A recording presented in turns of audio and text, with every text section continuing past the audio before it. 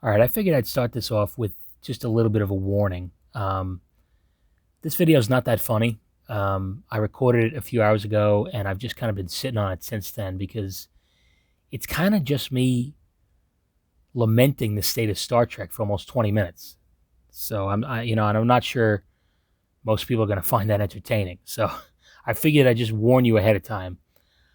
I was kind of in a weird headspace a few hours ago. I had just watched the episode and I was just kind of bummed out about it. So, unless you find a weird nerd being bummed out about Star Trek funny, which you might, I guess it's kind of funny. But otherwise, it's just going to be me talking about the episode and what I thought of it and what I didn't like. And there's a lot of shit I didn't like, but there aren't a lot of jokes in it. So if you're interested in that, if you're interested in my thoughts on it, you're going to get it. I don't think I pulled any punches. So just let me know what you think. Let's get to it.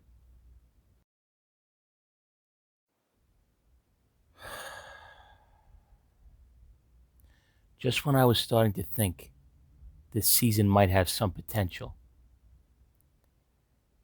man, I guess I was wrong. I'm stunned at some of the shit that happened in this episode. I really am. I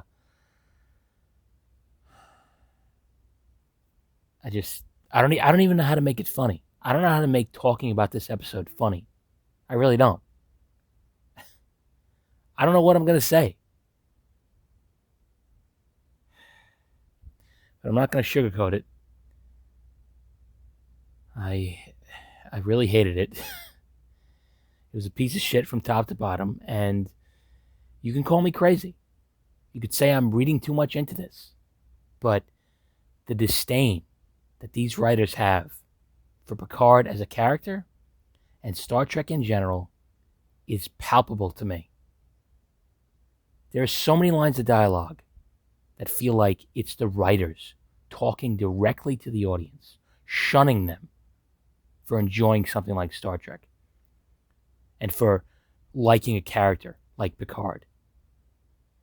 And I think the moral compass of the writers of this episode in particular has to be called into question. I'm sorry. It's like that's how bad it is. And we'll get into it. I'm going to talk about everything, at least everything that is of importance anyway. Just like always, even though I really don't want to, if I'm being honest. But anyway, the episode opens up exactly where we left off, as expected, with the first husband and two random red shirts trying to stop Picard and company. I mean, I don't know why the husband of the president of the Federation is taking the law into his own hands, and he's become an arresting officer. I mean, maybe he has a background in that. I don't know, but it just seems like, why is he doing this? It doesn't make sense to me. Why is he here? He's a VIP. I just don't get it. And a fight breaks out, and the heroes kill the bad guys. They vaporize them, actually, which is fucking bizarre because Elnor was only wounded by these weapons. But suddenly these same weapons are set to vaporize. So, I mean, what was a switch flipped or something in the fighting on all of these weapons? It just seems like Elnor has a little bit of plot armor, except he doesn't because he dies anyway. The only reason he wasn't vaporized like the rest of them was so that he could have a tearful death scene. And so in the last episode, you think he might die. It would be a little bit of a cliffhanger. Suspense. I mean, what a wasted character he is. He was sidelined halfway through last season. He has almost zero characterization. I mean, other than being a badass fighter, what can you tell me about this guy? I just think he's a wasted character. And now it seems like he's going to be sidelined again for the remainder of the season. It doesn't seem like he'll be coming back before the end, but he will be coming back because they're correcting the timeline. So his death is ultimately meaningless.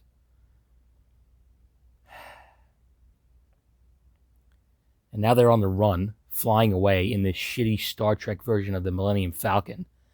And A couple of starships are on their tail, much like Star Destroyers. I swear, the influence of Star Wars on modern Star Trek is fucking horrendous. They escape by allowing the Borg Queen to access the ship and assimilate it, basically. And she is suddenly able to fire magic Borg torpedoes that destroy the Starfleet ships in one shot. And I asked this question in the first episode, and I'm going to ask it again. How the fuck did humanity, on its own, destroy the Borg and capture the Borg Queen? How? She just hijacked a piece of shit ship and fired 2 magic nukes into some Starfleet ships and destroyed them like that. Just like that. She didn't even need a Borg ship to do it. How did they destroy the Borg in this timeline? It just makes no fucking sense. Anyway, the Borg Queen uses the slingshot method to travel back in time, just as expected, and they end up on Earth in 2024. And they crash land, although I have no idea where they're crash landing. Picard says they're going home, and it looks like they crash into a fucking forest or something. I don't even know what the hell this is. This is some crops or some shit. I have no idea where they landed, and I'm not sure that it's ever explained in the episode. I know they have to go to Los Angeles, but I have no idea where they've just landed. It's fucking strange. And of course, it wouldn't be a season of Picard without someone erroneously and needlessly yelling at him. Raffi blames Picard for Elnor's death because they allowed her to siphon energy from the ship to keep herself alive. And Elnor couldn't get the proper medical care he needed at that moment because of that. So she accuses him of prioritizing the Borg Queen's life over Elnor's. And she blames him and Q for all that's happened. Like, she's putting him in the same boat as Q, basically. She says he plays games with Q, whatever the fuck that means. I mean, I know she's grieving for Elnor right now and she's angry. I get that. And no disrespect to the actress. She's doing a wonderful job. She really is. But I just don't get it. Honestly, first of all, I had no idea that these two characters were even that close. The first season of Picard is a little bit of a blur for me, so forgive me if I'm wrong, but I don't remember them having a close relationship. Raffi and Elnor. I don't remember that. So maybe it happened while they were at Starfleet again together in the past 6 months, I guess. I have no idea. But, whatever. She's grieving. She's upset. That's fine. But she's still wrong. Everything she says to Picard is either wrong or just a fucking lie.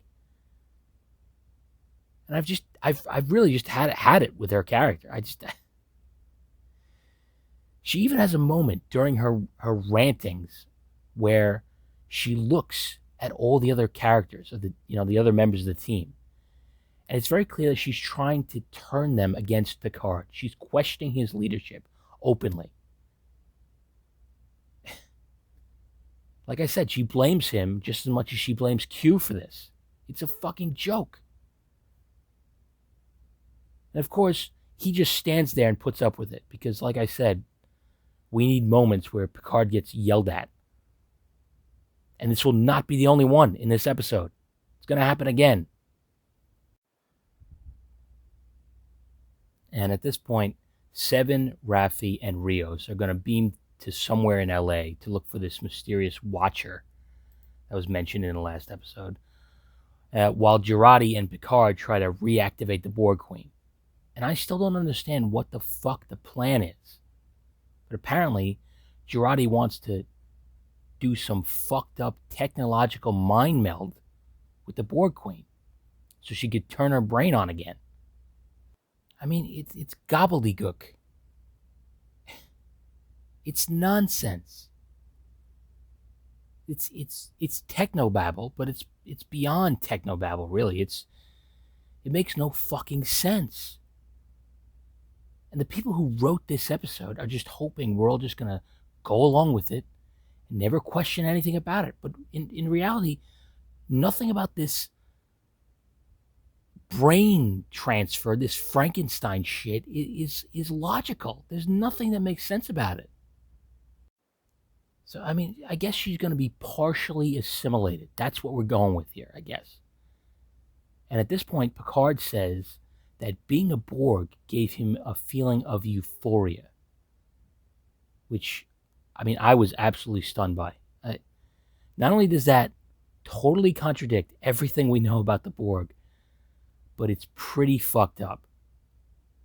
The idea that there's any good feelings to be had about being violated, subjugated, and mutilated is misguided at best and morally bankrupt at worst. I just don't know what else to say about it. And for people who say, come on, Eddie, just enjoy it. It's Star Trek, you know. You're thinking about it too much. You know, just as though it's become turn off your brain entertainment. And it never used to be. That was never the appeal of Star Trek for me. A feeling of euphoria from being a Borg. It's fucking unbelievable. And the writers, like I said, they seem to be total misanthropes. They hate humans. So why not try to manufacture something appealing about being a Borg? It's got to be better than being a human, right? Better than being a piece of shit human. It's got to be better than that. It's just disheartening to see. I know this isn't, me talking about this isn't funny like you might have expected, but I just don't know. I don't know what to say about this to make it funny. I really don't. And of course, Jurati experiences that euphoric feeling. She's like high as fuck while she's hooked up to the Borg Queen, which I still don't know how the fuck it works, honestly. Is she getting the nanoprobes? Is that what's happening? Because how do you do that temporarily? How do you temporarily hook yourself up to the Borg Queen? I don't get it. Fuck it. Let's just move on. So, Seven, Raffi, and Rios all beam to LA. I mean, I don't know what Star Trek's obsession with California is. I mean, every time they time travel back to Earth's past, it's always California. It's almost always California. It really is. Usually it's San Francisco. So I guess LA is their idea of switching things up, even though it's not the first time they've gone to LA either. So I don't get it. There are other places in the fucking world. Anyway, they beam there, and they all end up in different areas because apparently low power on the ship means they can't pinpoint where they're going to beam to. I mean, when has that happened before? Low power usually means they can only beam one at a time. But I don't recall ever seeing it affect the accuracy of where they end up beaming. That seems like it would be too much of a risk to beam if that was the case. And I guess they're all just lucky they didn't end up beaming into a crowded area or inside a cement wall or some shit. But Rios does end up having a shit beam in because he ends up materializing in midair and falling about 30 feet and cracking his head open. I mean, what if he died right there? I mean, it'd be funny if it wasn't just ridiculous. And he spends the rest of the episode in a clinic getting patched up, losing his communicator, and getting arrested. I mean, this is like Star Trek IV, The Voyage Home, but with none of the charm or humor or fun. It fucking blows. And back on the ship, Jurati is loving how it feels to be half assimilated. She's high as hell, and the Borg Queen is apparently unlocking emotion rooms in Jurati's head. That is how it's presented. And she unlocks the anger room. And when that happens, she says this. Whatever feeling she is accessing, it is perfectly normal. Why don't you tell me about normal, you pretentious prick? Why don't you tell me about feelings in the last time you had one? Oh, you pretend to have feelings to avoid having feelings, so how awful must it be to feel what you... New room. And I think that right there is the writers talking to Picard. That's how they feel about him. They think he's always been a pretentious prick. So righteous and so moral, and they hate it. They hate seeing a good human being. I mean, maybe I'm reaching. Maybe I'm just seeing things that aren't there. It's possible. I'm open to that possibility, believe me. But that's just how it feels to me. I don't know. I don't know what else to tell you. Because what else could it be? It's so random and insane and just out of nowhere. Jurati doesn't feel this way about Picard. So why the fuck does she say that? It's the writers talking. And Jurati and the Borg Queen get their wires crossed, and the Borg Queen's body starts talking in Jurati's voice, and Jurati's body starts talking in the Borg Queen's voice. And it's fucking laughable. I mean, there's absolutely nothing that would make that even remotely possible. It's pure nonsense. And I know Star Trek can be nonsense. I'm not saying that. I'm not saying otherwise. But there's usually some kind of in-universe explanation for it. There is nothing in-universe that could explain why their voices switched bodies. And of course, they end up separating Jurati. She seems okay for the most part. And I'm sure she'll be struggling with this event going forward, as nonsense as it was, but that's basically the end. She outsmarts the Borg Queen and gets the information she needed. I hated this episode. I mean, I think this might have been the worst one yet. And I don't think it accomplished anything other than suggesting that being a Borg isn't so bad. I mean, sure, you have tiny robots coursing through your veins and ripping your brain apart, and you lose all sense of individuality, and everything that makes you is gone, and you become a mindless drone that is forced to do to others what was just done to you. But hey, it kind of feels good, right? It's fucking depressing, man. It's so stupid.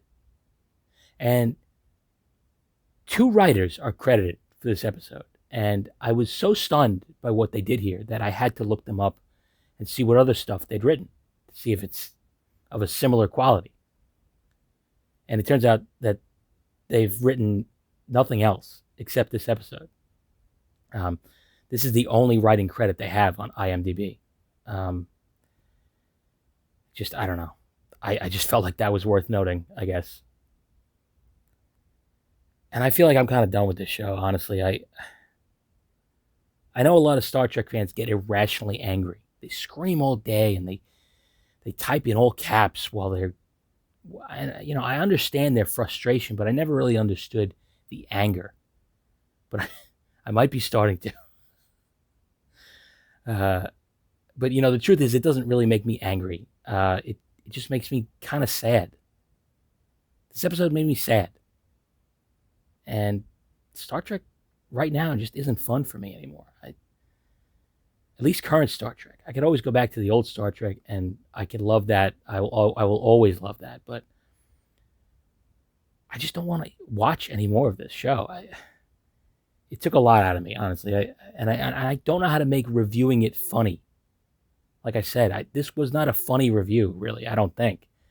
Hopefully, it was mildly entertaining. But I don't know that it was, and I don't see the point in doing it if I can't make this somewhat entertaining for the few people that watch it.